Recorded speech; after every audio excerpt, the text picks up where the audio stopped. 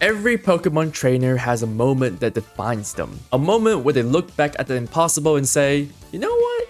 I'm gonna try anyway. A Pokemon Yellow solo Nuzlocke run. Some may call it a hardcore Nuzlocke, but let me break down the rules of this challenge. In this challenge, the rules are simple, but brutal. You only get to have one Pokemon on the team to clear the entire game. HM slaves are an exception. If that Pokemon faints, it's dead, it's a file wipe and you restart again. And obviously you have to name your Pokemon as well. And I'm doing all of this with just one Pokemon. And this Pokemon isn't even supposed to exist in this game in the first place.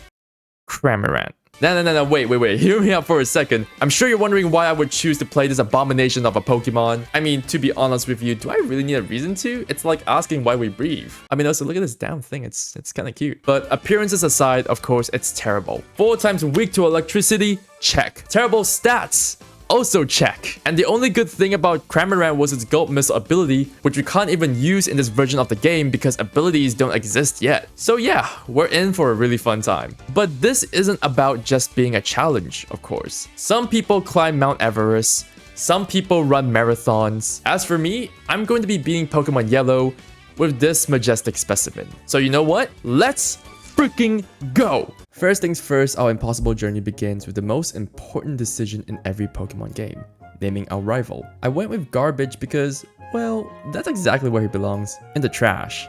Just as Oak is about to catch that iconic Pikachu just like the original Yellow, a wild Cramorant swooped in out of nowhere and chased it off. And you know what, Oak just went with it and caught the Cramorant instead. And just like that, our challenge was born. We named this dirty water bird Gluck Gluck, and don't ask why we named that, I'll just leave it to your imagination. Our first real test came almost immediately when Garbage challenged us to a battle with his Arrokuda, the natural prey of a Cramorant. And you know what, I wasn't worried since Cramorant naturally has a higher base stat than Arrokuda, and as expected, Gluck Gluck stepped up to the plate and handled business without breaking a sweat. Look at this thing with zero thoughts between those eyes. Haha, Gluck Gluck, I have a feeling we're gonna be doing just fine. The early game momentum continued as we approached our first gym battle against Brock in Pewter City. Gluck Gluck's water gun absolutely drenched those rock Pokemon, and we walked out with our first batch while even having to try that hard. Maybe this challenge isn't going to be hard at all as we were on a roll. Anyways, as we make quick work of the Fossil Nerd in Mount Moon, what happened next was something I didn't expect in a million years. We suddenly found ourselves face to face with none other than Jesse and James from Team Rocket. And it turns out, Pokemon Yellow includes elements from the anime, which meant dealing with these lovable goofballs and their talking Meowth. Their Pokemon were no match for our Water Bird though. Gluck Gluck sent them blasting off again in no time. We made our way to Cerulean City for our second gym battle against Misty. This was pretty interesting because in this version, Misty actually had her enemy Psyduck, which didn't make a difference as Gluck Gluck washed away her entire team. But it was still nice to see. We ran into Garbage again at the Nugget Bridge, and despite his team getting stronger, Gluck Gluck still managed to mop the deck with him. And speaking of mopping the deck, we ran into him again in the SS Anne and made quick work of him. While we were riding this high of feeling unstoppable, there was a harsh reality check waiting for us. See, when your team only consists of only one single water flying type and an electric type gym looms ahead, you're not facing another battle, you're facing a potential execution since any electric move from that gym can potentially end the run. But before we got there, I caught a Sandshrew in the wild and named it Slave. And as you may have guessed, this poor Pokemon's sole purpose was to be my HM mule, carrying all those mandatory moves like Cut and Strength that I didn't want wasting Gluck Gluck's precious move slots on. With nothing prepared for that gym, we had no choice but to face the devastating electricity head on. Fortunately, we took down his Voltorb and Pikachu with ease, but the real challenge came when he sent out his final Pokemon, his Raichu. With all the tools needed to destroy me, Raichu surprisingly opened up with Slam first, chunking Gluck Gluck down to half health. As we failed to knock out Raichu in 2 turns, we were prepared for our run to end. But something miraculous happened. In a move that can only be described as a Galaxy Brain fumble, he used an X speed on his Raichu, which gave us the opening we needed to land the finishing blow, claiming us the Thunder Badge. After surviving the Electric Nightmare, Erika's Grass-type gym in Celadon City felt like a vacation. Gluck Gluck's Flying-type moves tore through her grass Pokemon like they were made of paper. The Rainbow Badge was ours without even breaking a sweat, and our confidence began rebuilding. While infiltrating the Team Rocket hideout underneath the Celadon game corner, we ran into Jesse and James, once again wanting to run it back since our encounter in Mount Moon. Of course, we sent them packing alongside Giovanni, who stood no chance against us. Our journey took us to Lavender Town next, and we ran into our rival again. We crushed this team without mercy, adding another victory to our growing list of garbage disposals. The Climb Up Pokemon Tower brought yet another encounter with Jesse and James again at the top floor. I mean, seriously, how many lessons do we have to teach you guys again? Damn. Either way, Gluck Gluck sent them flying once more with minimal effort. After clearing the tower, we cleared the Soul Badge from Fuchsia City and made our way into Slivko to dispatch Team Rocket once again. While clearing the building from this hostile takeover, I ran into Garbage again and entered another battle. His first few Pokemon fell as usual, feeding on my overconfidence. Then he sent out a Magneton. One surf from Gluck Gluck only knocked Magneton down to a quarter health, and before I could process what was happening, Magneton unleashed a devastating Thunderbolt that fried my poor Waterbird in a single hit. Game over. Hours of gameplay wiped away in an instant. So I reset, and tried again, and again, and each time ended exactly the same way. Magneton surviving with a sliver of health, then one-shotting my precious Gluck Gluck with Thunderbolt. My overconfidence was completely shattered at this point. Is this really the end of this run? But on the 7th attempt, something magical happened. Gluck Gluck's Surf landed a critical hit, instantly KOing the Magneton. The rest of the battle was a blur, and I was still processing what just happened. Pure luck had saved my run from certain doom. But you know what, sometimes that's just how Pokemon works. With my spirit partially restored, I pressed on through Slivko only to run into Jesse and James yet again. And while we were still weak from the last fight, we narrowly prevailed.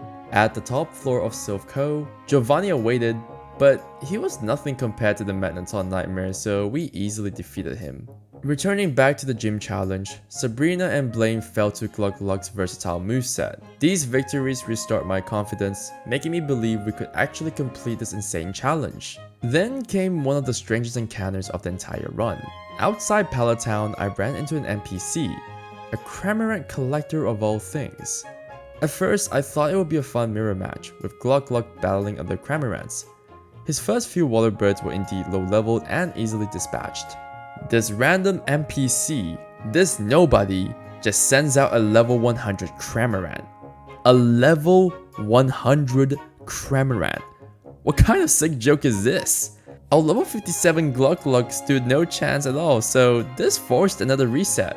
Learning from this humiliating defeat, I decided to tackle the final gym before running it back with the Cramorant Collector. Viridian City's gym leader turned out to be none other than Giovanni himself. His ground types once again proved no match for Surf, and we claim our 8th and final gym badge. With renewed confidence, we return to face the Cramorant Collector once again. The rematch against the level 100 Cramorant required every trick I'd learned. Fortunately, its moveset was strangely inefficient. Sky Attack and Gulp Missile both required charging turns, and for some inexplainable reason, it occasionally used Splash.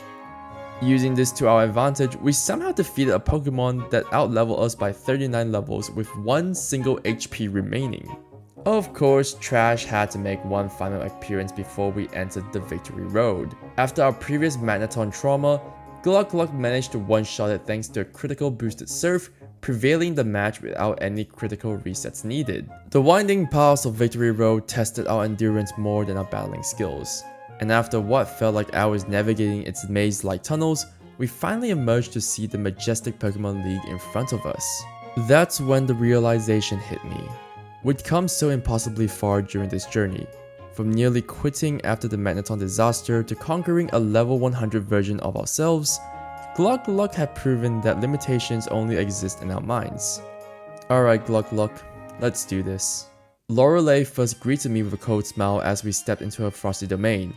Her opening Dugong tanked our attacks like it was nothing, and then retaliating with Blizzard. Her Cloyster followed up with its self-destructive moveset as it further chipped away at our health with 2 double edges. The rest of her team were bulky threats that had us at the edges of our seats. Her ace Pokemon Lapras followed up with a devastating Ice Beam that left my bird at 16 HP before it fell. Gluck Gluck was hanging on a thread at the end of this battle, but victory was ours. Next up we have Bruno. But this fight was an absolute cakewalk. His rock types crumbled under Surf, while his prized Hitmonlee and Hitmonchan couldn't land a hit against Gluck Gluck's aerial advantage. His Machamp couldn't even do much as Glug Glug tossed it around like a rag doll. Who knew this derpy waterbird would be the natural predator to an Elite Four member? Agatha was no different than Bruno as her Haunter and Golbat fell easily. But the real heartstopper came when her Weezing entered the field. Expecting the iconic explosion which ended many Nuzlocke runs, Glug Glug flew upwards to dodge any incoming moves. And as predicted, Weezing blew itself up. And as the dust settled, Glug Glug came unscathed. The rest of her team proved as fragile as tissue paper, falling one after another to well-timed flies and drill pegs. Lance awaited in the final chamber as the last member of the Elite Four. His opening Gyarados fell quickly, but his Seadra caught us completely off guard. I mean, who puts thunder on a water Pokemon?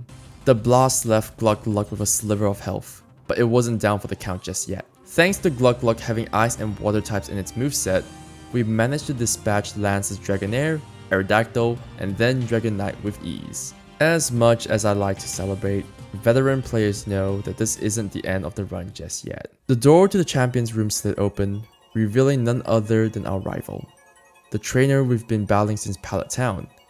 His confidence said everything. He'd been waiting for this. The battle opened with his Sandslash, which Glug Glug dispatched with a well-placed Surf. As it fainted, something clicked in Glug Glug's tiny brain. At level 70, it finally mastered its signature technique, Gulp Missile. His Alakazam and Exeggutor fell in quick succession. Then came the moment I'd been dreading. His Magneton emerged once again. And this was the same Pokemon that had caused several game resets earlier in our journey. And the worst part is that we still had no counter for its devastating electric attacks. But in a move that can only be described as divine intervention, his Magneton began charging energy instead. It was using Solar Beam instead of Thunderbolt. The charge turn gave us the precious opportunity to unleash a massive Surf. The entire Elite Four challenge nearly came undone by a single Pokemon, yet luck smiled upon our ridiculous Waterbird once again. Only his partner remained, Barraskewda, evolved from the Arrokuda we first faced in Pallet Town. This streamlined fish Pokemon was faster and had a higher base stat than Glug Glug. As they exchanged blows, it only pushed us closer to defeat. Another swift from Barraskewda left Glug Glug at only 8 HP, one more hit away from ending our journey at the finish line. But we come too far to lose now.